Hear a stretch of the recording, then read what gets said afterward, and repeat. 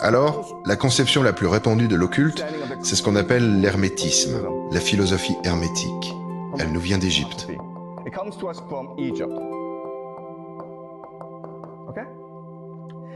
Et la philosophie hermétique compte 7 principes fondamentaux. Le premier, c'est que tout est esprit, tout est énergie, tout est vibration.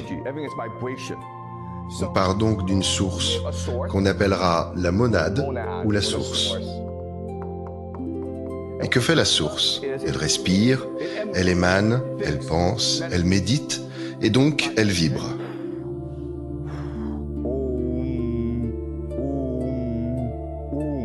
Et elle est infinie.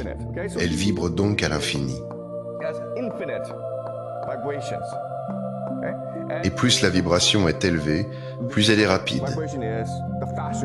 Et plus elle est basse, plus elle est lente. Et c'est de là que naît le monde matériel. Alors, même si les dimensions sont infinies, on peut grosso modo les classer en grandes catégories. Tout en bas, vous avez le monde matériel, qui est le nôtre. Ensuite, vous avez le plan émotionnel, puis vous avez le plan spirituel. Et tout en haut, vous avez le plan divin. Alors, selon la philosophie hermétique, cet univers présente certaines caractéristiques bien précises. La première, c'est qu'il y a un rythme. Autrement dit, ces vibrations suivent un schéma. Ce n'est pas un chaos purement aléatoire. Il y a un schéma. Et c'est ce schéma qui va servir de base à l'astrologie. Vous voyez? L'astrologie, c'est exactement ça. L'astrologie cherche à décoder le schéma des étoiles. Ce schéma qui commande le mouvement de l'univers. La deuxième, c'est le principe de correspondance. La correspondance, ça veut dire que le divin, le spirituel, l'émotionnel et le matériel, tout ça est aligné. Tous ces plans se correspondent. Ce ne sont pas des mondes séparés, ce sont des mondes qui peuvent tous s'influencer mutuellement. Et de là découle l'idée de cause à effet. C'est-à-dire que l'univers tout entier ne fait qu'un. Si bien que ce qui se passe dans le monde matériel peut agir sur le divin. Et inversement, ce qui se passe dans le divin peut agir sur le matériel. Et ça implique une chose vraiment fascinante. Vous pouvez aussi agir sur les autres. Et c'est de là que vient l'idée de télépathie. Et selon une croyance, à force de méditer, à force de le vouloir, on peut faire advenir les choses. C'est ce qu'on appelle la manifestation. Et tout ça recèle bien des secrets. C'est de là que vient la maxime. Ce qui est en bas est comme ce qui est en haut. Et ça renvoie à l'idée que tout, dans cet univers, est interconnecté. Et concrètement, ça veut dire que tout, dans l'univers, n'est que la fractale du reste. Des fractales les unes des autres. Donc vous, dans votre esprit, vous n'êtes qu'une fractale de l'univers tout entier. Et l'univers tout entier est le reflet de vous-même. Est-ce que c'est clair? Ce qui est en haut est comme ce qui est en bas, ce qui est en bas est comme ce qui est en haut. L'interconnexion de toutes choses. Ensuite vient l'idée de polarité. La polarité, ça veut simplement dire les contraires. Donc s'il y a du noir, il y a forcément du blanc. S'il y a du féminin, il y a forcément du masculin. Donc l'univers est partagé entre des extrêmes, entre des contraires. Et de là vient ensuite l'idée de la génération, le principe générateur.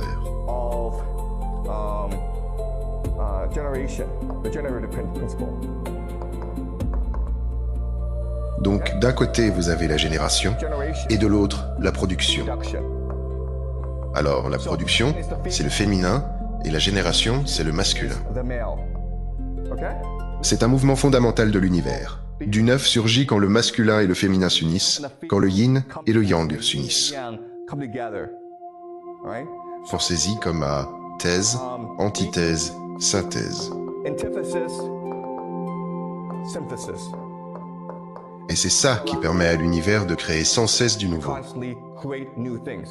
Voilà donc les 7 principes fondamentaux de l'univers. Premièrement, Tout est énergie, tout est esprit, tout est vibration. Ça, c'est le premier. Deuxième, tout ça suit un schéma. Troisième, les différentes dimensions se correspondent. Elles sont toutes reliées, d'une manière ou d'une autre. Quatrième, la cause à effet. Un seul geste dans le monde matériel peut aussi agir sur le divin. Et vous pouvez aussi agir sur les autres. Ce qui est en haut est comme ce qui est en bas. Nous sommes tous des reflets de Dieu lui-même, de l'univers lui-même. La polarité, il y a des contraires, et ces contraires œuvrent ensemble pour créer la force vitale. Et c'est ça qui rend la créativité possible. Voilà donc les 7 principes de base de l'univers. Et on le sait depuis très longtemps, depuis les Égyptiens. I believe in Hermetic philosophy. I think Hermetic philosophy helps us best understand the world. And so I'll just go into the basic principles of Hermetic philosophy to structure our discussion, okay? So the first idea, or the first law, is that mind is everything. The universe is conscious.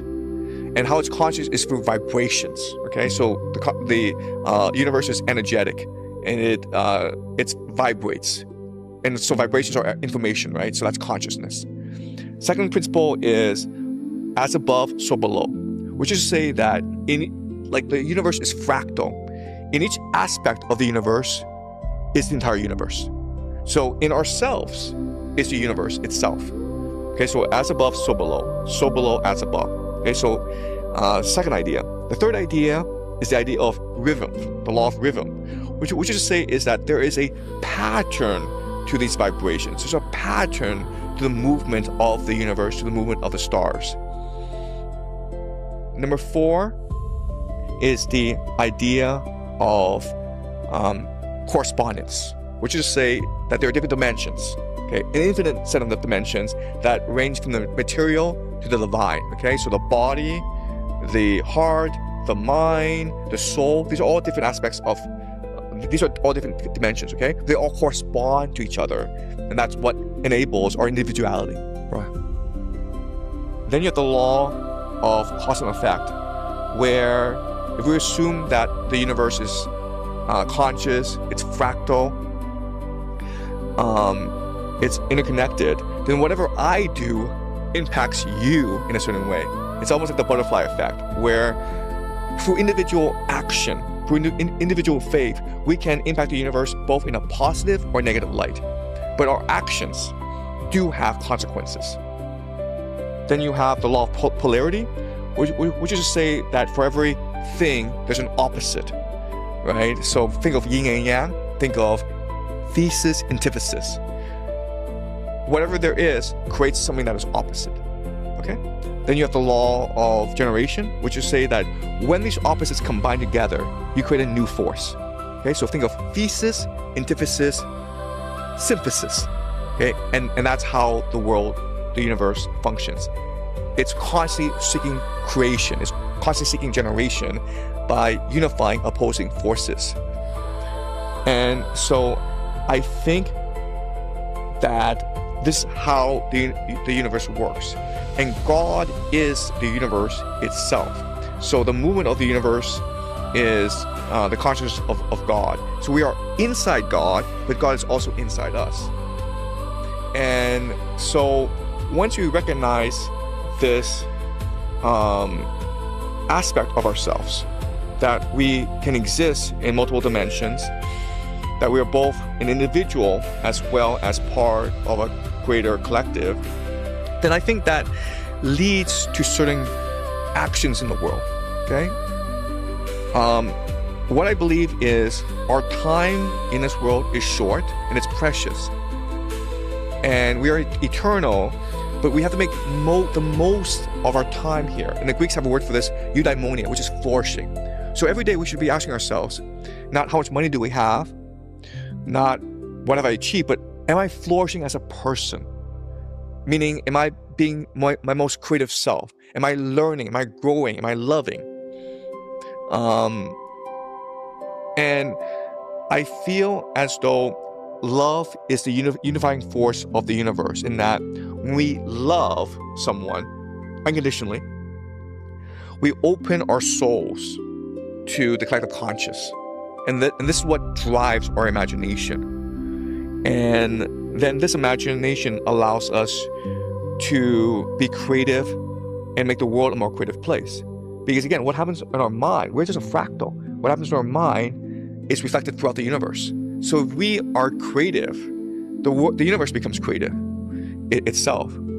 And so for me, I take this to mean that my role in this world is to use my imagination to inspire others to use their imagination. And I do that through my teaching.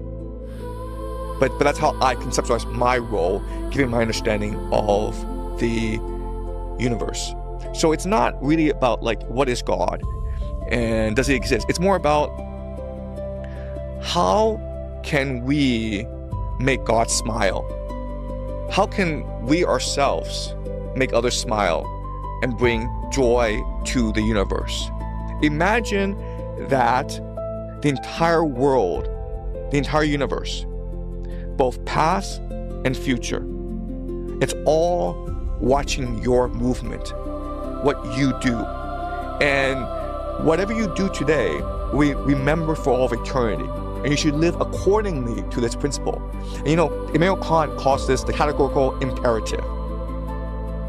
How do you know what is good, what is just, what is moral?